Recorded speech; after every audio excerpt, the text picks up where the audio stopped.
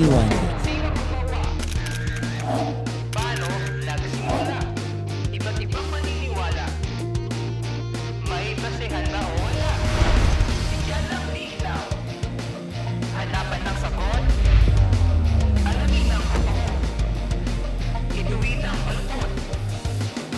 I want, mga tanong liwan. Bigyan ng kasagutan. I want, mga tanong liwan. Bigyan ng kasagutan. I want, mga tanong liwan. Bigyan ng kasagutan. Mga ka-wonder, tara na't maglibot mula Pasig hanggang Maynila.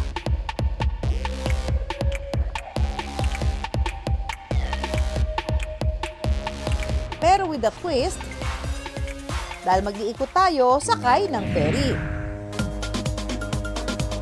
Congratulations. Congratulations, guys. Sir, ano po shampoo niyo?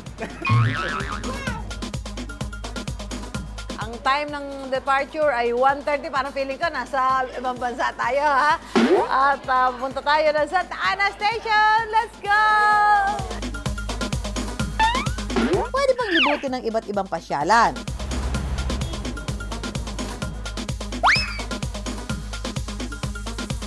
Nung inakyat mo to, ano, naka-inhale ka o naka-exhale? Kaya mo? Ha? Kaya mo? Ako? Saan ba yan? May tuktok pa ba yan? At mag-food trip.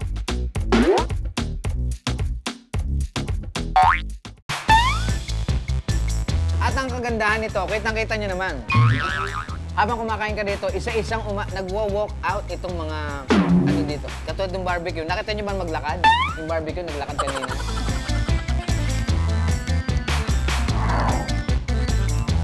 Mami Sue, parang ito yung paborito mo.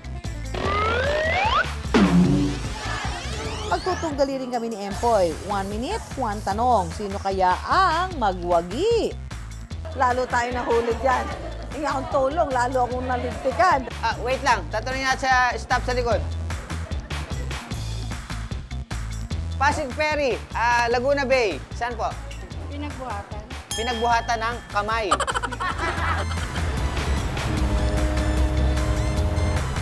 Kaya naman ngayong gabi ay aalamin natin at bibisitahin ang ilang destinasyon sa ilang istasyon na talaga namang swak kay Juan.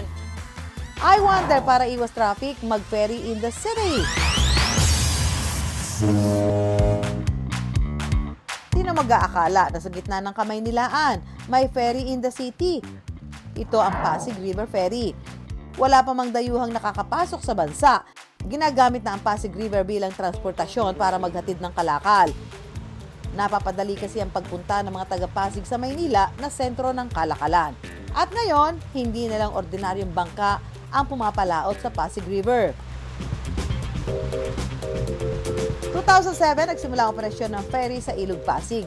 Mayroon lang na 5 lancha o ferry noon. Pero ngayon, nagdagdag pa ito ng 7. May malaki at maliit. 50 pasahero ang kasya sa malaking ferry, habang ang maliit naman kaya ang 30 katao. Noon daw, air-conditioned pa ang mga sasakyan. Pero ang mga bagong lancha na nadagdag ngayon, hindi na, para na rin daw ma-enjoy ng mga sumasakay ang ride at mga tanawin. Komportable ring makakaupo ang pasahero sa lawak nito.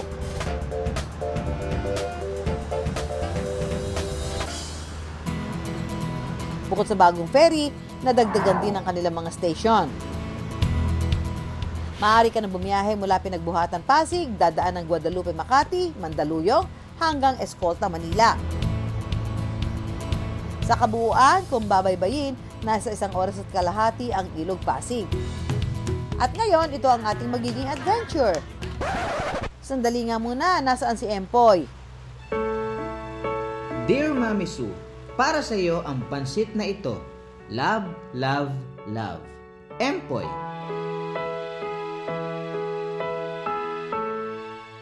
Yes, Mama Sue, I have something for you. Meron akong pansit na iniwan. Sana magustuhan mo kasi sobrang sarap nun. Okay? Alas 7 ng umaga hanggang alas 4 ng hapon ang schedule ng ferry. Pinatawid nito ang 12 istasyon. Nagbago man ang ibang istasyon at nadagdagan ng mga ferry, hindi naman daw nagbabago na libre pa rin itong nasasakyan ng mga pasahero. Ang time ng departure ay 1:30. Parang feeling ko nasa ibang bansa tayo, ha? At punta tayo ng Santa Ana Station. Let's go! May aircon. 50 yung passengers dito sa ferry na sasakyan namin papunta ng Santa Ana. Sa biyahe, nakilala ko ang mga suking pasahero na sina Joy at Aina. Si Aina, 2 taon na raw na sumasakay ng ferry. Bakit kayo everyday sumasakay? Aside sa libre, yun na, very comfortable dahil pagbaba ko ng Quinta, diretso na ako. Si Joy naman, sumasakay rin sa ferry kapag magsisimba. Lagi yung kayo sumasakay dito? Every Friday, pupunta ako ng Quiapo. Okay. Tapos Kapag ngayon, Tuesday, kasi may pupuntahan ako. bakit dito kayo sumasakay? Kasi libre. Nakatipid ako ng mga 45 minutes. Talaga? Kasi dito lang ako sa Makati. Saksi rin sa kasaysayan ng Pasig Ferry si Tatay Christopher. 11 taon na siyang nagtatrabaho sa ferry station. Dating araw, di pa gaano karami ang mga gusali sa paligid. Ang MMDA ang namamahala sa Pasig River Ferry. Dahil sa pagtatrabaho sa ferry, naitaguyod ni Tatay Christopher ang pag-aaral ng kanyang mga anak. Nakatulong po sa pamilya ko dahil meron po akong 5 anak. Nakapagpa-graduate po ako, maganda pong achieving ko rin pong narating dito sa Pasig River Ferry. Dito ako nakapagpaalam na mag-schooling ma'am. Bali, nakagraduate po ako ng BS in Criminology po ditong nakaraang buwan. Bago tayo mag-change topic, magpapa-challenge muna ang mga ka-wonder natin. 1 minute, 1 tanong. Alright. Ito na, Empoy, ha? Tingnan mo kung paano namin sasagutin yung mga challenge namin. Aba, Mami Su, ha? May pa-challenge ka pa dyan, ha? Sige. Ano yung mga tanong mo? Sasagutin ko yan dito. Sige. Can I call a friend? Merong mandalo yung... Pala eh. May mapa palang tinuturo si Kuya eh. Saan matatagpuan ang Binondo at Chinatown?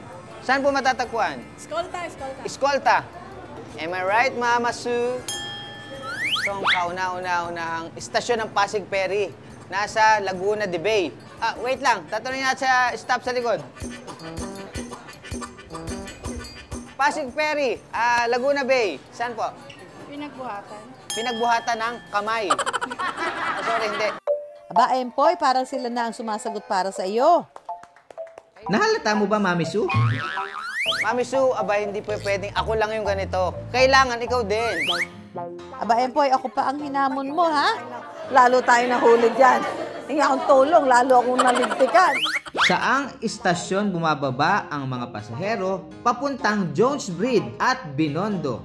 Escolta! Istasyon ito kung saan ipinangalan sa isang sikat na universidad sa Pilipinas. POP! Anong istasyon ito na itinuturing na sentrong sakayan ng Pasig River Ferry? Guadalupe! Ito ang unang istasyon sa Pasig at malapit sa Laguna de Bay. Pinagbuhatan? Mami Su, masyado mo namang ginalingan. At dahil dyan, lilibre kita ng fishball kay Mang Elon. Ay, nang sakay sa ferry. Teka mga ka-wonder, bago ko malibot at tuluyang ma-enjoy itong Pasig Ferry,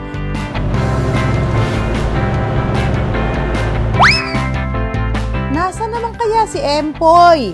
Sir Saging. Wow, alam niyo pa talaga yung ano ko, ha?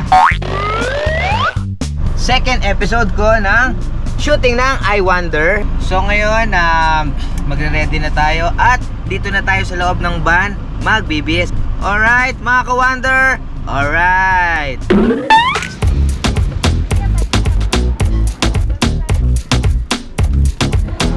They're so laughter, man.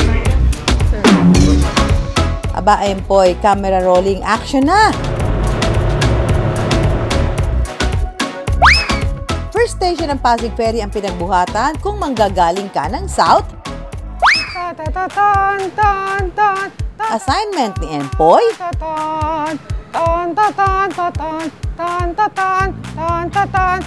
Please come in, sir.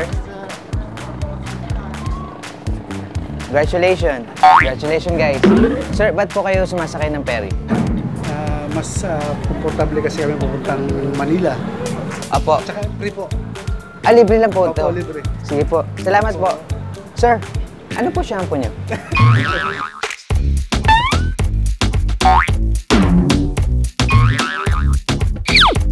Alright mga ka-wonder, andito na tayo ngayon sa Pinagbuhatan. Did you know what? Dito daw sa Pinagbuhatan, meron daw 72 years na masarap na pansit dito. Yun yung pupuntahan natin ngayon. Wait lang, parang naamoy ko ah. Parang dito. Ay, mali, dun. Ay, parang dito ah. Tara, sundan niyo ako. Kuya, alam niyo po ba rito kung saan yung pinakamasarap na kainan ng pansit? Yan po, yan halos na yan. Masarap na pansit. Dito mismo? Apo, dyan. Eh, galing ako doon, sobrang uhaw ko eh. Pwede ba pagbilan ako ng buko? Sige po. Paplastiko? Wag na, ito, okay na po yan. Salamat po ah. Ito may bayad. Give the change. Salamat po. Thank you. Love you, kuya.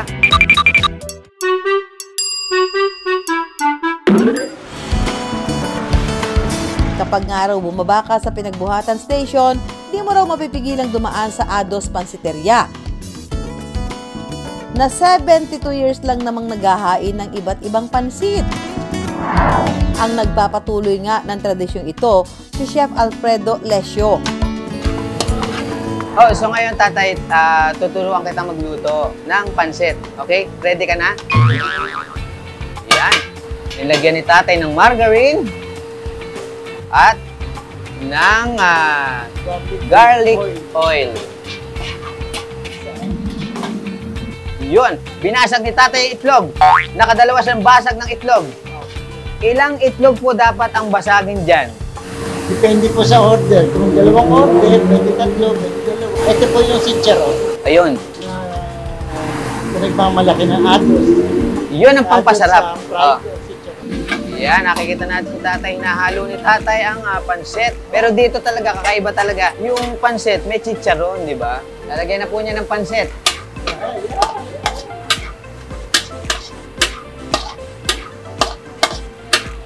Yan. Dapat po ba yung yung apoy sakto lang o sakto lang? Oo, pero hindi pa yung tostado, matagal-tagal pa yan. Mga ano po? 3 weeks, mga gano'n. Yun, mga 2 weeks lang. 2 weeks lang. Tostado. Ang galing ni tatay yun. Sumama kaya sa amin.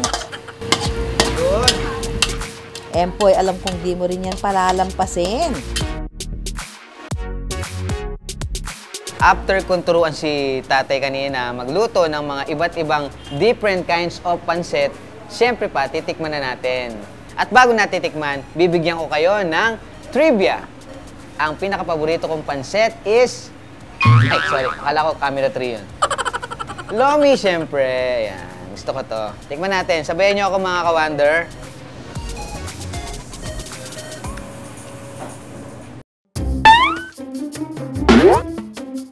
At ang kagandahan nito, kitang-kita nyo naman.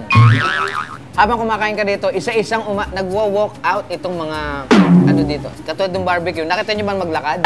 Yung barbecue, naglakad kanina. Sile, thank you. O, timo nga. May walking hand. May walking hand dito. Sile, guys.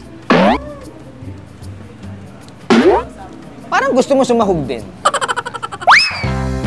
O saan naman ang next punta mo niyan? Andito po tayo ngayon sa Pinagbuhatan at pupunta na tayo ngayon sa eskolta. O mga kuya, tara na ba? Tara na! Para tayong ano?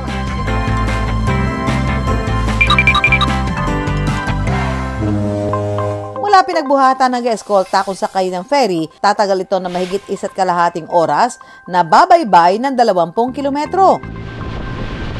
Kung daraan sa pampublikong kalsada, tatagal ito na mahigit 2 oras na babaybay ng 30 kilometro. Tihamak na mas mabilis ang Pinagbuhatan patungong eskolta kung sasakay ng ferry. Ang kagandahan na experience ko dito sa ferry, yung pagkakataon na adventurous na siya, tapos madali kang makakarating. At eto pa mga ka-wonder, akalain mo, libre daw. Cheap. Totoo po, libre yung ano. Congratulations, Carlos Hulo. Sa iyo pang station to? Teka, Empoy, Carlos Yulo yun, hindi Hulo. Alam nyo ba nakita ko? Doon no?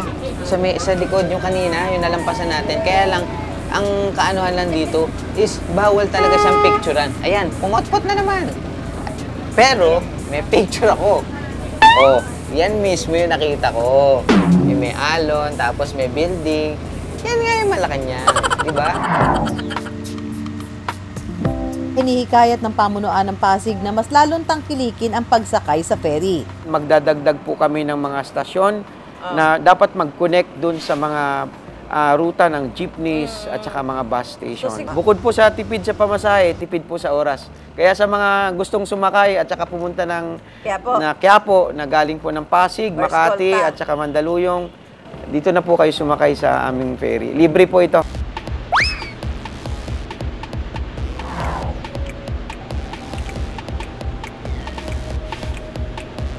Mga ka-wonder, papunta kami ngayon sa Escolta, sakay ng ferry Pasig. At galing kami sa pinagbuhatan. Imagine, dulo to dulo. In English, somewhere to somewhere. Bukod sa ferry captain, may mga naka-standby rin na Philippine Coast Guard. Kumpleto rin sila sa safety jacket habang magaan naman ang bilang ng mga pasahero.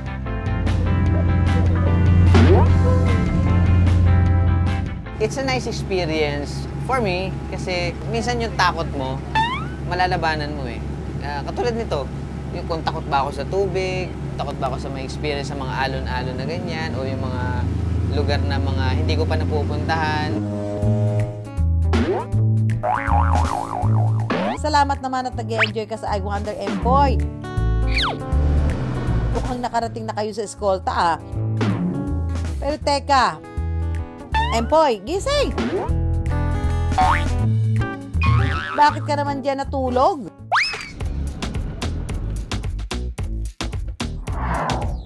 Escolta trivia muna. Hango. Sa salitang Kastila ang escolta na ang ibig sabihin escort o sasamahan. Gaya na lang ng Jones Bridge o ang kauna-unahang tulay na itinayo sa Ilog Pasig sa panahon ng kolonyal na Espanya. Pamilyar din ba kayo sa nasunog na post office na simbolo ng komunikasyon sa bansa sa loob ng mahigit 1 siglo?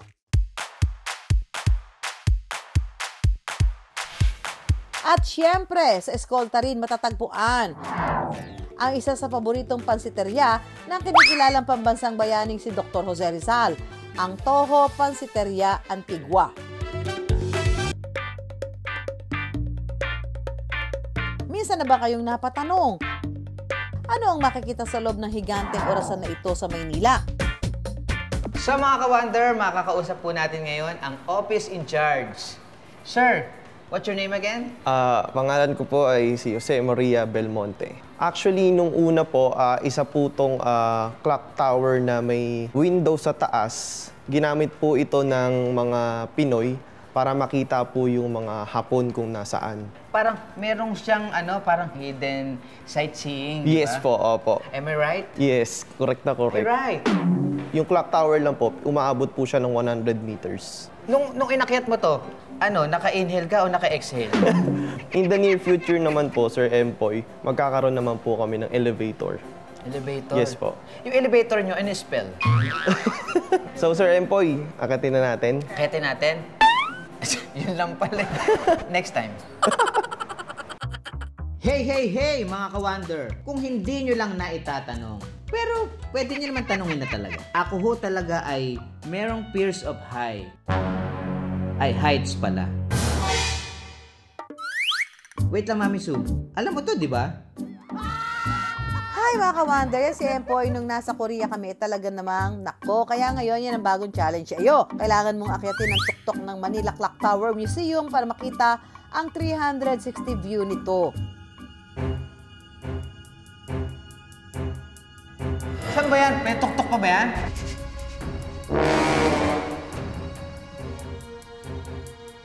May ka tayo? Mga ka-wonder, sa tingin nyo kaya ko ba to? Isa sa go-to place sakay ng Escolta Station ang Manila Clock Tower Museum na 20 minutes walk away mula sa ferry station. Ang museum ito, 96 years na mula nang itayo at mas kilala bilang pinakamalaking orasan sa Pilipinas.